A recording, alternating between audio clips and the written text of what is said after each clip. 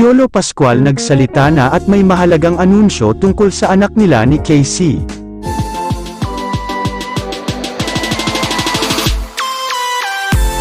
Dahil sa balitang nagkaroon umano ng anak si Piolo Pascual at Casey Concepcion, hindi na napigilan ng aktor na si Piolo Pascual na kamprontahin ang dating karelasyon na si Casey Concepcion upang linawin at alamin kung talaga nga bang nagbunga ang pagmamahalan nila noon.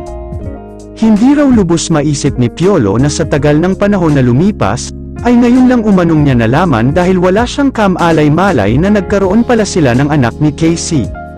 Dagdag pa ni Piolo, simula raw nang maghiwalay sila ay hindi na raw ito nagparamdam sa kanya. Kaya raw pala bigla na lang umano nagdesisyon si Casey noon na lisanin ang Pilipinas at lumipad patungong state upang doon na manirahan.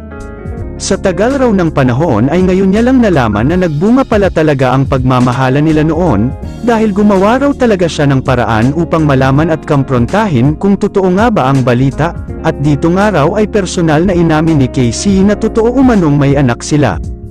At humingi rin raw ng kapatawaran si Casey kay Piolo dahil itinago niya ang anak nila.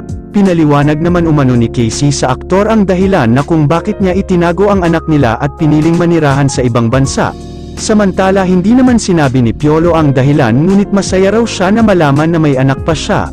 Bagay na gustong-gusto ng anak niyang si Inigo na magkaroon ng kapatid.